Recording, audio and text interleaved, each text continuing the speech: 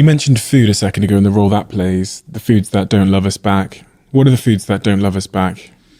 I'm going to lose some friends right now on this podcast, but it's what I would call the inflammatory core 4 plus 1, if I can.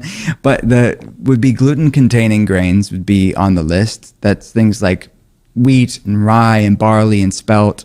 And sort of nuanced conversation about this. Is it really the grain, or is it what we've done to the grain? I think it's more of what we've done to it. We're not properly preparing it, plus we're hybridizing it, we're spraying it with tons of stuff, and then we're over-consuming it, right? We're over-consuming a famine food. We're feasting on a famine food that historically was stored well, and now we're always consuming it, let alone what we've done to the crop and the soil in which it's grown. But for the sake of simplicity, I think the average sort of wheat that people are consuming is triggering a lot of inflammation levels, definitely doesn't love the human species back very much. And number 2 would be industrial seed oils, things like canola oil, vegetable oil, soybean oil, these things that are not, this is kind of controversial for me to say in the health space. I don't think that they are inherently bad. I think they are just overconsumed because we need healthy ratios of omegas 3, 6, and 9. When you think of omegas 3s, it's like the healthy fish, right? People, or like the healthy long chain omega fats you get predominantly from fish. People are not having enough of those healthy omega 3s. They're having a lot of these seed oils that are in a lot of packaged foods. So I think it's just the overconsumption of one and not eating enough of the other. The third would be conventional dairy. By conventional, I mean the average dairy that you're getting, the milk that you're getting at the grocery store. There are better versions of it when you're looking at grass-fed organic, A2 milk, you'll see popping up, because beta-A2 casein is the subtype of casein that would have been consumed by humans for thousands of years. Now, because of the crossbreeding of cows, most casein is beta-A1 casein, which has been shown to be more inflammatory because, again, of this evolutionary mismatch. Our ancestors wouldn't have consumed all of this. The fermentation of dairy can make it more digestible because it's breaking down the casein, the dairy protein, and those dairy sugars.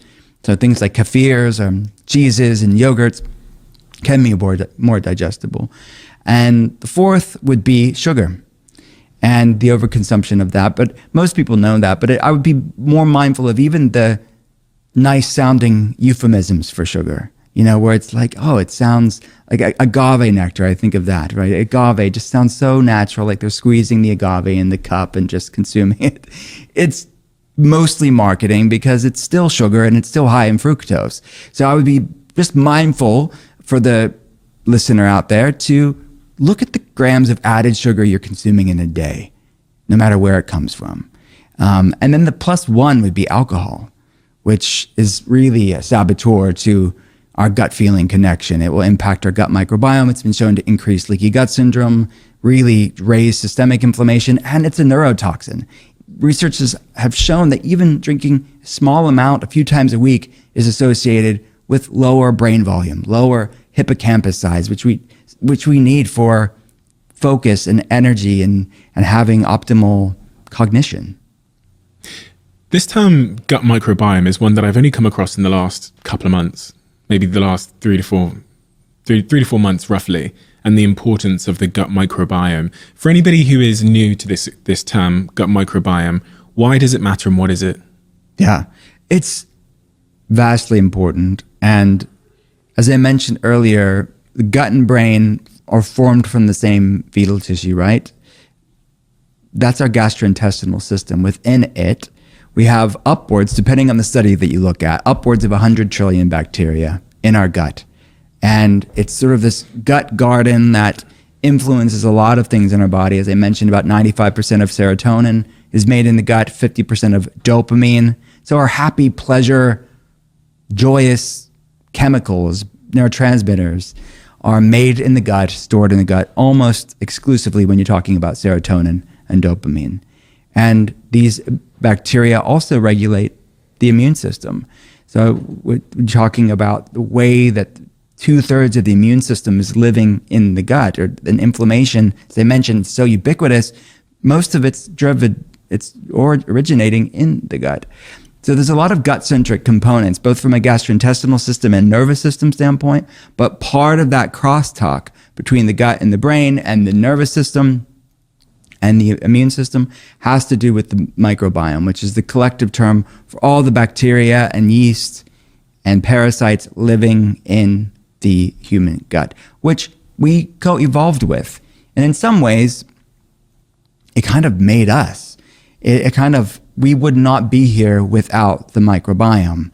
If the microbiome all of a sudden left, we would not be able to produce neurotransmitters. We would not be able to have an immune system. We would not be able to digest food. We would not be able to convert hormones. 20% of the thyroid hormone is converted in the gut in the presence of healthy bacteria. So the point is, it is regulating these bacteria, which are not us, is regulating how we think, how we feel, how we operate, what we crave.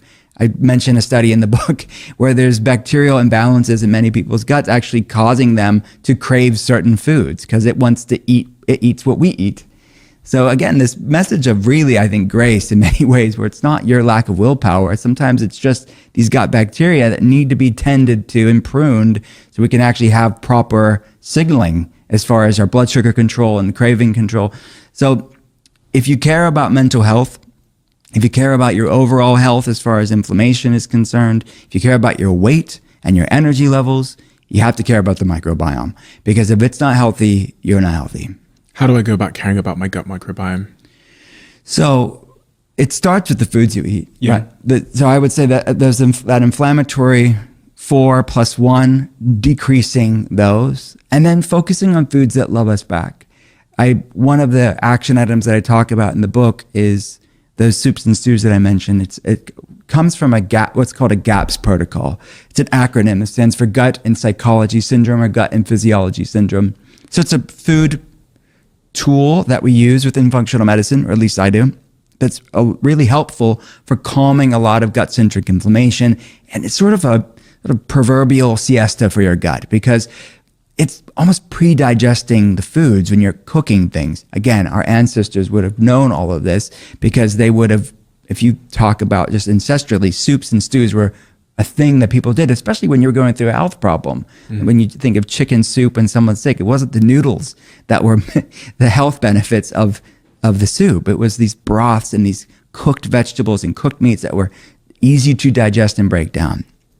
So somebody that's going through a digestive problem, gut health problem, or has inflammation levels and suspects there's gut-centric components to that inflammation, or they're going through things like anxiety and depression or fatigue, I really would put a lot of recipes in the book so people can really learn how to cook this way that's really quite easy, and it's an affordable way to do it, and you can batch cook it and really have it throughout the week as well. So that's one thing. And then like these feeling action items of breath work, huge for vagal toning, huge for microbiome health, is simple meditation, simple breath work, all the way to like holotropic and more of the advanced tools that I talk about, is a really way to support vagal tone. The more you're supporting your vagal tone, the more you're supporting your gut-brain axis, the connection between the two, which is innervating the gut. There's something called the migrating motor complex, or the MMC, which is your gut kind of keeping the bacteria in the large intestine, in the colon.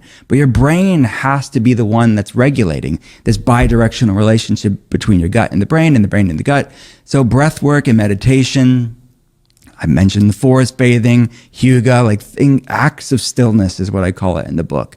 Pick which one you want, but stay consistent with it. Because these supporters of the parasympathetic, these acts of stillness, are hugely restorative to your vagus nerve and in turn, your microbiome. If someone's in a supermarket or on their way to a supermarket today, and they've heard your first comment there about the importance of food and the foods we pick, about the broths and the stews, etc., as they're walking through those supermarket aisles, what things should they be picking up if they are trying to be good to their gut? Well, I would start with fiber-rich vegetables because you're going to be cooking those in the soups. Mm-hmm. So you really could pick any of your favorite vegetables that you would want to be having. And then your favorite protein that you'd be having. You could do chicken, grass-fed beef, you could do fish, really, or a plant-based protein. And you could do what stock you want to be having. You could do a bone broth. You could do a plant-based broth like a glangle or ginger broth or seaweed broth, and just of your choice, really curating these soups and stews. And think of it, again, as sort of this nourishing, grounding, healing time for you and your gut. That's what I would do. So wherever that's at in the supermarket, go find those things. And then I would say fermented foods can be something that people could consider. Starting off low and slow, because they are kind of potent things, but things like sauerkraut and kimchi and kefirs, those can be good too for many people.